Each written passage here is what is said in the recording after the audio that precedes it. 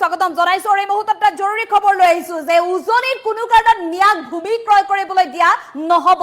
এইবাৰ মিয়াৰ বিৰুদ্ধে গৰজি উঠিছে সদৌ অসম গৰিয়া জাতীয় পৰিষদ যে বৰপেটাৰ মিয়াৰ উজনিত ভয়াবহ আগ্ৰাসন চলা বুলি অভিযোগ উত্থাপন কৰিছে এতিয়া গৰিয়া জাতীয় পৰিষদে।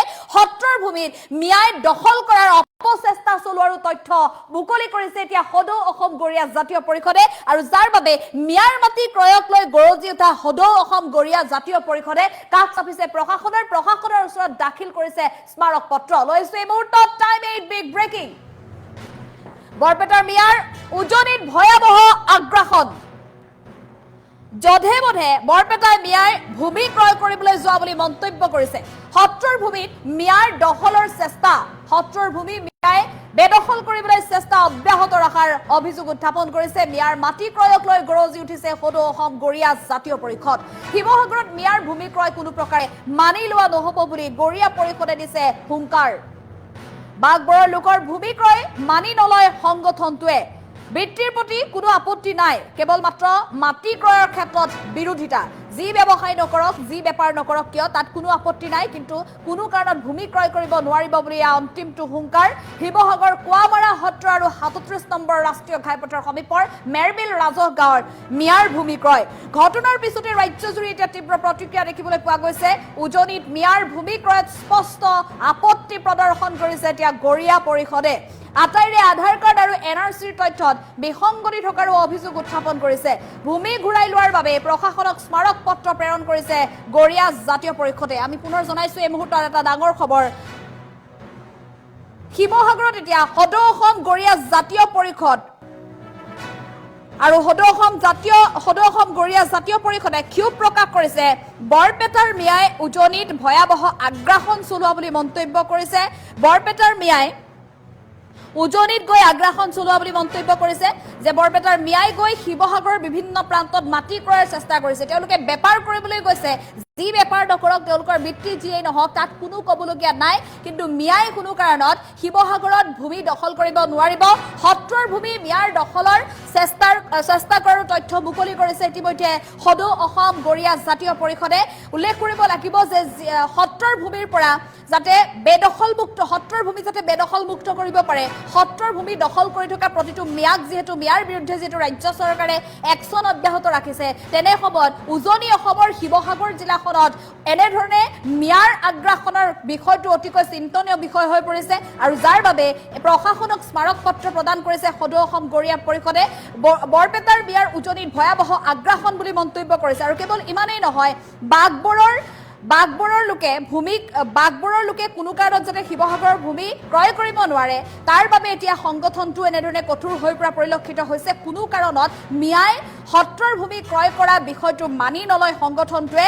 শিৱসাগৰ কোৱামাৰা সত্ৰ আৰু ৩৭ নম্বৰ ৰাষ্ট্ৰীয় ঘাইপথৰ সমীপৰ যি মেৰবিল ৰাজহ গাঁও আছে, মেৰবিল ৰাজহ গাঁৱত মিয়াই মাটি ক্ৰয় কৰা তথ্য পোৱাৰ পিছতে এনেধৰণে প্ৰশাসনলৈ স্মাৰক পত্ৰ প্ৰদান কৰিছে সদৌ অসম গৰিয়া জাতীয় পৰিষদে। আৰু যিকেইজন ব্যক্তিয়ে বা উজনিত গৈ বৰপেটাৰ যিসকল লোকে ভূমি ক্ৰয় কৰিবলৈ চেষ্টা চলাইছে, সেই লোকসকলৰ আধাৰ কাৰ্ড আৰু NRCৰ তথ্যত বিসংগতি থকা বুলিও অভিযোগ উত্থাপন কৰি প্ৰশাসনক শীঘ্ৰে ব্যৱস্থা গ্ৰহণৰ বাবে আহ্বান জনাইছে সংগঠনটোৱে। আৰু এই মুহূৰ্তত আমি সংগঠনটোৰ ভাষ্য আছে, ভাষ্য আগবঢ়াবলৈ চেষ্টা কৰিম।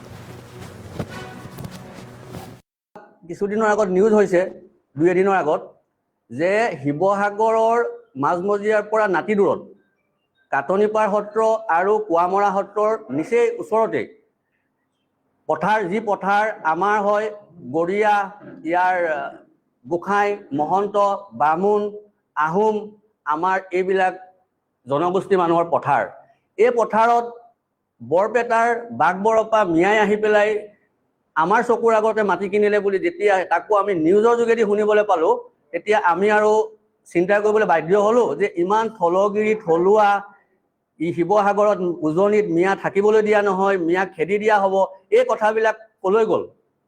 গতিকে আমি সদৌ অসম গৰিয়া জাতীয় পৰিষদে এইবিলাকৰ ওপৰত মনোনিৱেশ কৰি আছোঁ। আৰু এটা কথা আমি স্পষ্ট কৰি দিওঁ, যিহেতু আহোম যুগৰ পৰা বা তাৰ আগৰ পৰা এই গৰিয়াসকলৰ যিটো অসমত জনগোষ্ঠীয় স্থিতি, এই স্থিতিটো 100% তাৰ ওপৰত শুদ্ধ। আৰু সেইকাৰণে আমাক এনেকুৱা কথা নহয় যে খিলঞ্জীয়া মানুহ কোনোবাই খিলঞ্জীয়া প্ৰমাণপত্ৰ সেইটো আমি স্বাগতম কৰিছোঁ, কিন্তু সেইটোতে আমাৰ শেষ নহয় যে আমি খিলঞ্জীয়া, আমাক খিলঞ্জীয়া কৈ দিলে। মই সদায় এটা কথা কৈ আছোঁ, বগাটো সদায় বগা, কলাটো কলা, ৰঙাটো ৰঙা। গতিকে ইয়াত আমাৰ কাটনিপাৰ সত্ৰত যি মাটি বিক্ৰী হ'ল, এই মাটিটো এনে হাৱাত হোৱা নাই বিক্ৰী। এই মাটি বিক্ৰী কৰিবলৈ বিভিন্ন নথি পত্ৰ দৰকাৰ। যেতিয়া আমাৰ ইয়াৰ থলুৱা মানুহ এজনে, থলগুৰি মানুহ এজনে মাটি কিনিবলৈ যায়, কিমান প্ৰব্লেমত পৰে সেই কথাটো আপোনালোকে সকলোৱে জানে, সেই কথাটো সকলোৱে অৱগত। তাৰমানে এতিয়া আমি কি ভাবিম, সেই ফাইল টেবুলৰ তলে চলিলে নেকি? টেবুলৰ ওপৰতো ঢেৰ ফাইল থাকে, সেই ফাইলবিলাকত আপত্তি, ওজৰ আপত্তি ইমানেই থাকে। ভাল কথা, ওজৰ আপত্তি বহুতবাৰ থাকক, কোনো ক্ষেত্ৰতে থলুৱা গৰীয়াৰ মাটি, থলুৱা মৰিয়াৰ মাটি, খিলঞ্জীয়াৰ মাটি, আমাৰ যিবিলাক আহোম আছে, মহন্ত আছে, গোসাঁই আছে, আমি একে পথাৰ, শিৱসাগৰত একে পথাৰত আমাৰ মাটি আছে, আমি মিলাপ্ৰীতিত থকা মানুহ। এই মাটি আমাৰ মানুহৰ মাজত থাকিব লাগে। এতিয়া কথা হ'ল, ইয়াত যিবিলাক মানুহে এতিয়া মিয়া মানুহ, মই এই কথাটো কৈ দিলোঁ যে ইয়াত যিখিনি মানুহ বিগত কালৰ পৰা আছে, সেই মানুহখিনি ইয়াত স্কুলত পঢ়ি আছে। এতিয়া আমাৰ শিৱসাগৰত এনেকুৱা স্কুল আছে য'ত মই এতিয়া নাম নকওঁ, পিছত আমাৰ RTI হৈ আছে, গোটেই বস্তুবিলাক আহিব। তাত খুব সম্ভৱ 100% নেকি মই অনুমান কৰি কৈছোঁ, হয়তো কম বেছি হ'ব, এনেকুৱা ধৰণৰ মিয়া ল'ৰাই পঢ়ি আছে। এই ল'ৰাখিনি ডক্টৰ ইঞ্জিনিয়াৰ হওক, আমাৰ শুভেচ্ছা আছে। কিন্তু এইখিনি থাকি পেলাই যেতিয়া ইয়াত 30 বছৰৰ পিছত আমাৰ সমানে গৈ আমাৰ ল'ৰা ছোৱালী মাটি ল'বলৈ বিচাৰিব, তেতিয়া আমাৰ খিলঞ্জীয়া ৰক্ষা কৱচ কৈ থকা আমাৰ কেনেকৈ ৰক্ষা হ'ব? আমি খিলঞ্জীয়া ৰক্ষা কৱচ বুলি কৈ তাতে শেষ কৰিলে হ'ব জানো? গতিকে এতিয়া কথা হ'ল, আজিৰ তাৰিখত ইয়াত কোনো পলিটিকেল ভাষা নাই। আজিৰ তাৰিখত গৰীয়া মানুহ, মহন্ত মানুহ, গোসাঁই মানুহে DC চাহাবলৈ কাগজ দিছে যে কেনেকৈ এই মাটি ঘূৰাই ল'ব পাৰি। ইয়াৰ পৰাই দৃষ্টান্তমূলক এটা কথা যাব, অসমলৈ যাব, ভাৰতবৰ্ষ, বিশ্বলৈ যাব যে খিলঞ্জীয়াৰ মাটি এইটো বিশ্বৰ সমস্যা এটা। এই যে আগ্ৰাখনৰ সমস্যাটো, এইটো কোনো স্থানীয় সমস্যা নহয়। গতিকে এটা মেছেজ আমাৰ শিৱসাগৰৰ পৰা যাব যে কেনেকৈ মাটিটো ঘূৰাই লোৱা হ'ল। যি দৰত, যি আজিৰ তাৰিখত দৰ তেওঁলোকে যি দৰত লৈছিলে, অন্যায়কৈ নহয়, সেই দৰ তেওঁলোকক দিবলৈ আমাৰ থলুৱা মানুহ ৰেডি আছে। আজিৰ তাৰিখত থলুৱা মানুহে এইটো গ্ৰহণ কৰি লৈছে যে আমি মাটি আমি নিজে ৰাখিব লাগিব। কোনোবা মানুহৰ মাটি বিক্ৰী কৰিবলৈ আহিব, প্ৰয়োজন আহিব, এইটো নহয় যে তেওঁ মাটি কোনে পইচা দিব, তেওঁ মাটি বিক্ৰী কৰিবলৈ প্ৰয়োজন আহিব। তেতিয়া আমাৰ সেই থলুৱা মানুহবিলাক, আমি এতিয়া তেনেকুৱা চিলেক্টিভ গ্ৰুপ ইতিমধ্যে আমাৰ লগত যোগাযোগ কৰি আছে। সেই মানুহে উচিত দৰত ল'লে কাৰ আপত্তি থাকিব? আৰু সেই চক্ৰ বিষয়াৰ কাৰ্যালয়, যি চক্ৰ বিষয়াক CM মহোদয়ে বাৰে বাৰে মিটিং কৰি আছে, বুজাই আছে যে কোনটো ষ্টাইলত CM অসম চলাব বিচাৰিছে, যে থলগুৰি মানুহৰ স্থায়িত্ব প্ৰভুত্ব থাকিব লাগিব। তেনেহ'লে এই চক্ৰ বিষয়াসকলে যি যাৰ স্বাক্ষৰত এই কামবিলাক হৈছে, তেওঁলোকে কি CMৰ লগত কথা বতৰা হোৱা নাই নেকি? আমাৰ সেইটো প্ৰশ্ন আছে। তেওঁলোকক কি CM কোনটো আদৰ্শত চলাইছে সেইটো তেওঁলোকে গম পোৱা নাই নেকি? যে থলগুৰি মানুহৰ স্বাৰ্থ ক'ত সুৰক্ষিত হ'ব? এইটো আজিৰ তাৰিখত এটা ডাঙৰ প্ৰশ্ন।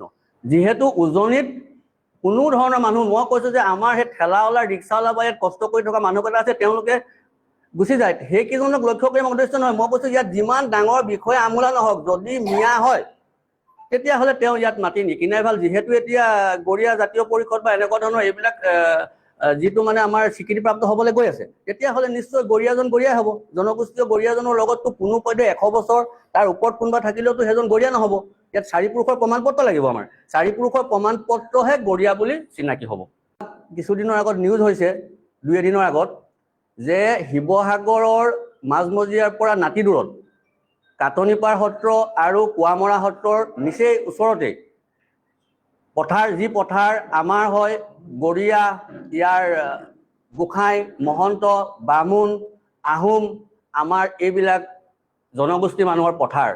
এই পথাৰত বৰপেটাৰ বাঘবৰপা মিয়াই আহি পেলাই আমাৰ চকুৰ আগতে মাটি কিনিলে বুলি যেতিয়া তাকো আমি নিউজৰ যোগেদি শুনিবলৈ পালোঁ, তেতিয়া আমি আৰু চিন্তা কৰিবলৈ বাধ্য হ'লোঁ যে ইমান থলগিৰি, থলুৱা ই শিৱসাগৰত, উজনিত মিয়া থাকিবলৈ দিয়া নহয়, মিয়াক খেদি দিয়া হ'ব, এই কথাবিলাক ক'লৈ গ'ল?